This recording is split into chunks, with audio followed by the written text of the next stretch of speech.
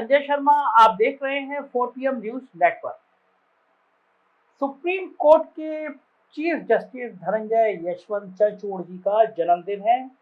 मुझे उनकी याद आई तो मैं आज कुछ बातें माननीय न्यायमूर्ति और माननीय न्यायालय के विषय में करना चाहूंगा। देखिए, न्याय वो नहीं होता जो अदालत से मिलता है।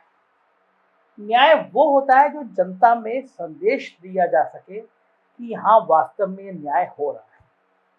और इस दौर में, लोकतंत्र के इस दौर में, जब आवाजों पर पहरे लगे हों, जब बोलने पर पाबंदी हो, जब सरकारें तानाशाही रवैये पे आ जाएं और जो बोले और जो लिखे उसको मटिया मेट करने पे तुल जाएं, ऐसे में केवल उम्मीद की किरण हाई कोर्ट और सुप्रीम कोर्ट बचते हैं। मैं खुद भोगा हूं, जो मैंने खुद महसूस किया है, आज मैं उसका कुछ शेयर करना चाहता हूं। और ये भी कहना चाहता हूं कि जस्टिस चंद्रचूड़ के आने के बाद कम से कम मेरे जैसे पत्रकारों के अंदर हिम्मत आई है कि अगर मेरे खिलाफ या मेरे जैसे किसी भी बोलने के खिलाफ गलत तरीके से कोई कार्रवाई होगी तो मुझे अब भरोसा जगा है कि सुप्रीम कोर्ट में कम से कम न्याय मिलेगा। इससे पहले के दौर बताता हूँ। पत्रकारिता का, यूट्यूब का जब दौर शुरू हुआ था, तो मैं कई बार बता चुका हूँ, मैं उन सब चीज़ों को रिपीट नहीं करूँगा। बहुत बहुत परेशानियां मेरे सामने आई। मुझे लगता था कि मैं पत्रकार के साथ साथ एक्टिविस्ट भी रहूं। अगर समाज में कुछ गलत दिख रहा है तो मैं बोलूं। कोरोना चल रहा था, कोरोना की पहली लहर आई थी और मजदूर निकल पड़े थे सड़क पर। वो पहला दिन मेरी जिंदगी में, मेरे हृदय में इतना दर्दनाक सीन देखने वाला मुझे याद नहीं आ रहा मैंने कब इतना दर्दनाक हादसे देखे होंगे। लोगों के पैरों से खून निकला था। वो रात में सो नहीं पाया। अगले दिन से मैं जिस सोसाइटी में रहता हूँ, हम लोगों ने तय किया लगभग 1000 पैकेट बनाएंगे और रोज लोगों को पानी देंगे, खाना देंगे। समस्या ये आई कि बंद तो रहा था, बांटने कौन जाए, लोग डर रहे थे। 45 दिन तक ईश्वर ने मुझे वो ताकत दी कि मैं अपनी गाड़ी में वो पैकेट भरता और 45 दिन तक कंटिन्यू मैं उन लोगों को खाना और पानी देता। मैंने ईश्वर को धन्यवाद दिया कि उसने मुझे एक माध्यम दिया। एक बड़ी घटना घटी कि जिस समय WHO की रिपोर्ट आई थी कि थूकने से कोरोना फैलता है, उसी समय जब लगभग 50 केस थे तो उत्तर प्रदेश में पान मसाला को प्रतिबंधित कर दिया गया था, क्योंकि आप पान मसाला खा के कहीं पे भी थूकते हैं। पान मसाला कंपनी बहुत बड़ी कंपनियां होती हैं, हजारों करोड़ रुपए महीना कमाती हैं। और जब 50,000 केस हो गए, लोग तड़प तड़प के मरने लगे, तो उन कंपनियों की लॉबिंग हुई। IAS अफसरों को जिस तरह मैनेज किया जाता है मैनेज किया गया और अचानक एक दिन पान मसाला खोल दिया गया। उस कोरोना दौर में खोल दिया गया कि आप अपना धंधा चलाइए।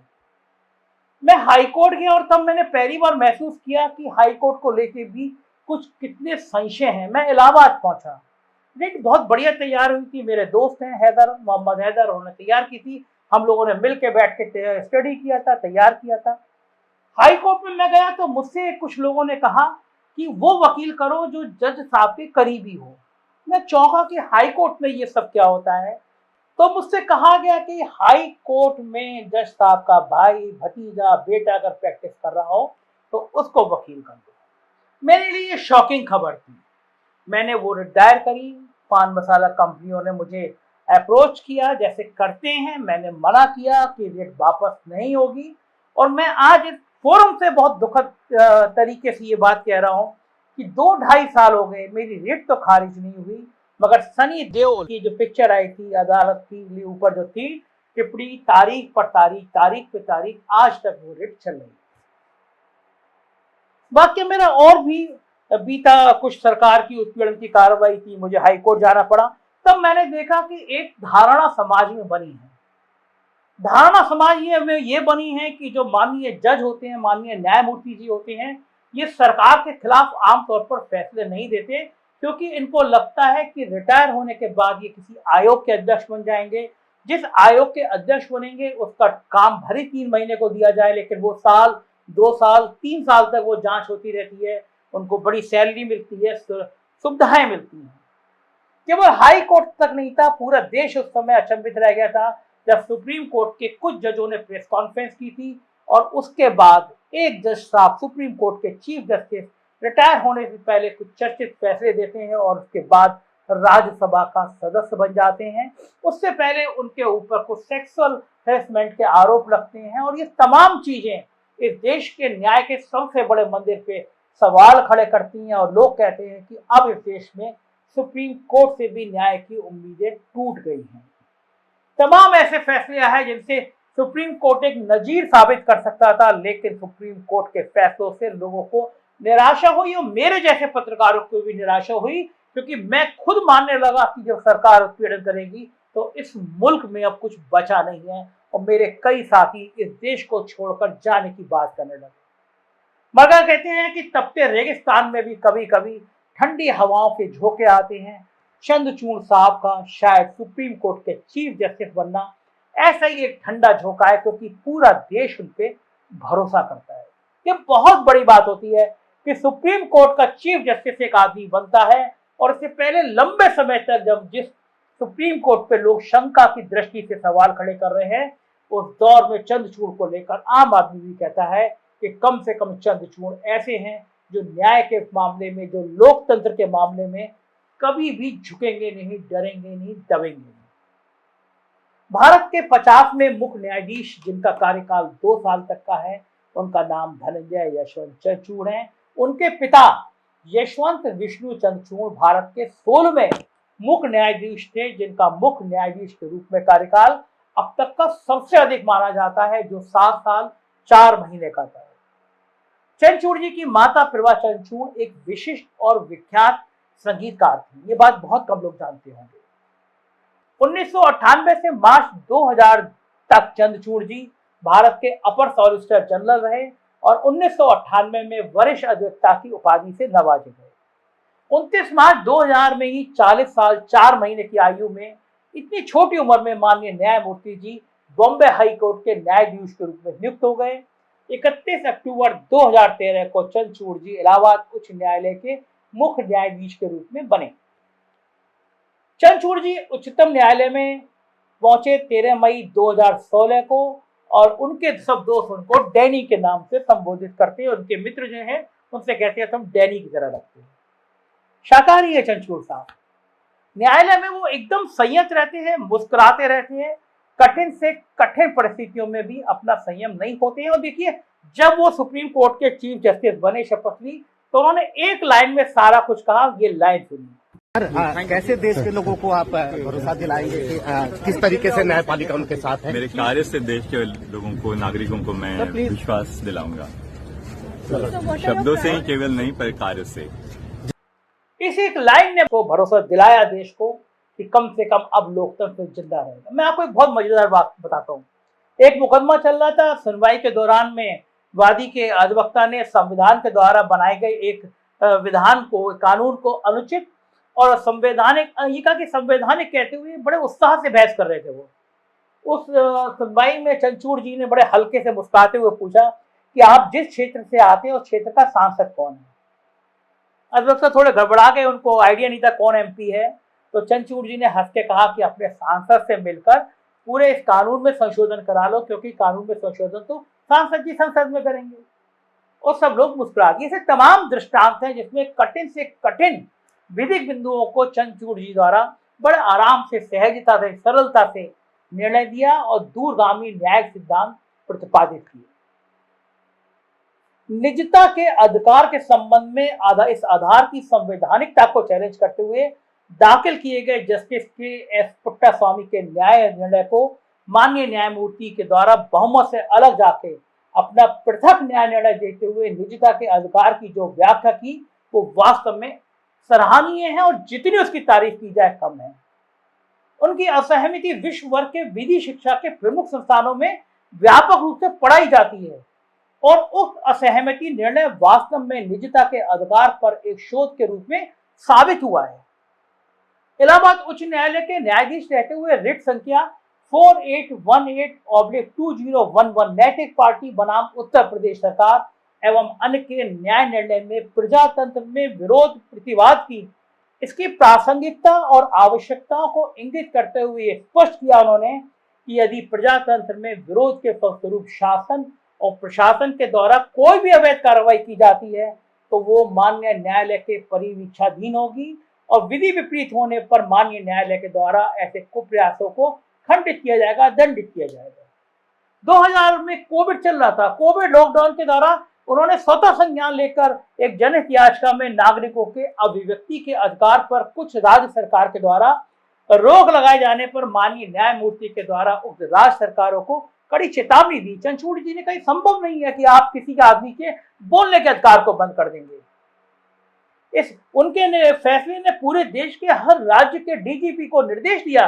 उन्होंने निर्देश दिया कि कोई भी व्यक्ति यदि सोशल मीडिया के माध्यम से कोविड उपचार में लापरवाही के फलस्वरूप राज्य सरकार की आलोचना करता है और राज्य सरकार तथा अन्य बाकी लोगों का ध्यानाकर्षण करता है, तो उस परिस्थिति में उक्त व्यक्ति के विरुद्ध एफआईआर दर्ज करके उसका अभियोजन किया जाता है, तो यह माननीय उच्च न्यायालय की अवमानना की श्रेणी में माना जाएगा और ऐसे लोगों के विरुद्ध दंडात्मक कार्रवाई की जाएगी।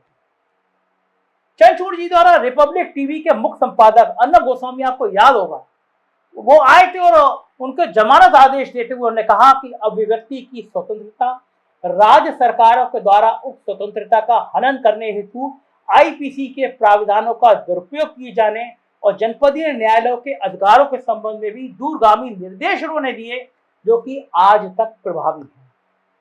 साबरीमाला मंदिर न्याय निर्णय में महिलाओं के अधिकारों को बताते हुए उन्होंने महिलाओं के मंदिर प्रवेश निषेध को अवैध और भेदभावपूर्ण मानते हुए इस पूरे मामले को असंवैधानिक दर्जा दिया। इस आदेश के विरुद्ध पुनरीक्षण याचिका माननीय उच्चतम न्यायालय के एक बड़ी पीठ के सामने सूचीबद्ध है।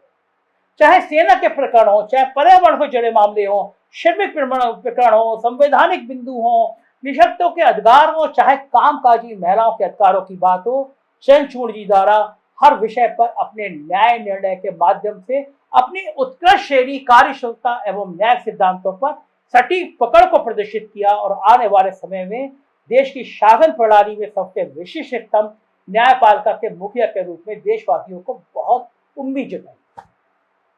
मैं ये मांग करना चाहता हूं, हो सकता है ये मेरा वीडियो वहां तक पहुंचे, उनके मित्रों तक पहुंचे, उन तक पहुंचे। एक डर है इस देश में, पत्रकारों को, लेखक को, कवियों को, सामाजिक कार्यों से करने वाले लोगों को एक डर है।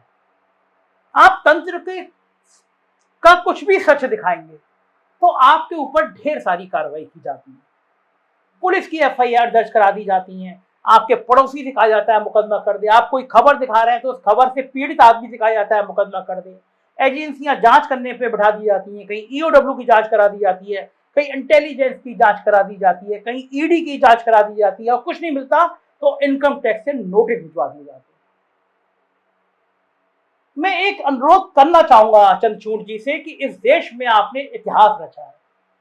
आप सुप्रीम कोर्ट के वो जज हैं जिसने 130 करोड़ लोगों की भावनाएं समझी हैं, उनका मर्म समझा है। एक व्यवस्था करा दीजिए। इस मीडिया में, मीडिया से जुड़ा हुआ व्यक्ति हूँ, पत्रकार हूँ, इस नाते आपसे अनुरोध करना चाहता हूँ, एक व्यवस्था सुनिश्चित करा दीजिए कि कोई भी सही मायनों में पत्रकारिता करते हुए शख्स को अगर सरकारें परेशान करती हैं, अगर ईओडब्ल्यू परेशान करता है, अगर ईडी परेशान करता है, अगर इनकम टैक्स बेवजह नोटिस भेजता है, तो कम से कम आप अपने स्तर से ये सुनिश्चित करें कि ये जो कार्रवाई की जा रही है, ये नोटिस भी दिए जा रहे हैं, क्या वो इसलिए दिए जा रहे हैं कि वो व्यक्ति सच बोलने की हिम्मत कर रहा है। और एक काम और करें, क्योंकि मशीनरी उनकी है, अगर आप आदेश देंगे, सरकारों से रिपोर्ट मांगेंगे तो संभव नहीं होगा। पत्रकारों के मामले, एक्टिविस्ट के मामले, कवियों के मामले, लेखक के मामले आए तो सुप्रीम कोर्ट के मौजूदा जज से तत्काल जांच कराइए कि क्या ये जो नोटिस दिए गए हैं ये बाकी लोगों को भी दिए जाते हैं या केवल उन पत्रकारों को दिए जाते हैं जो सच बोलने की हिम्मत करते हैं, जो सच कहने की हिम्मत करते हैं। अगर आप ऐसा करेंगे तो ये लोकतंत्र बच पाएगा। जो डर से, जो खौफ से हम लोग जीते हैं, मेरे जैसा पत्रकार जीता है, मैंने तमाम मैंने बाधाएं झेली हैं। सच बोलने की एक तरफ कीमत दी जाती है कि आप करोड़ों रुपए ले लीजिए, मत बोलिए, और सच बोलते हैं तो तमाम परेशानियां सिर के ऊपर बिठा दी जाती हैं। तो चंद्रचूड़ जी आए हैं, 2 साल का कार्यकाल है, मुझे लगता है ये 2 साल भारतीय लोकतंत्र का सबसे मजबूत काल होगा। ये देश बदलते हुए देखा। उनका कार्यकाल तब तक है जब तक 2024 में नई सरकार नहीं है बन जाती। तो मुझे यकीन है कि चुनाव में भी धांधलियां जो होती हैं वो रोकी जाएंगी, लोकतंत्र की आवाज मजबूत की जाएगी, किसी भी राज्य में किसी पत्रकार का उत्पीड़न होगा, वो चंद्रचूड़ जी को मेल करेगा, खत लिखेगा, तो कम से कम न्याय होगा। इससे बेखौफ होकर से 130 करोड़ के देश में, लोकतंत्र में लोग अपनी बात कह सके, सच कह सके। कम से कम ये डर ना हो कि अब इस मुल्क को हम छोड़ के चले जाएं, ये मुल्क रहने लायक नहीं बचा। आपको जन्मदिन की बहुत सारी शुभकामनाएं चंद्रचूड़ जी। इतिहास लिखा जाएगा तो लिखा जाएगा कि आज दौर में, अंधकार के दौर में आप उस लौ की तरह टिमटिमाए हैं, इस लौ की तरह जले हैं जिसने इस देश में एक भरोसा जताया है कि लोकतंत्र फिर मजबूत होगा। आपके फैसले इस देश की आत्मा है और मुझे यकीन है ये 2 साल में आप इस लोकतंत्र को एक और मजबूत मुकाम तक ले जाने में जरूर कामयाब हो जाएंगे। शुक्रिया, थैंक यू।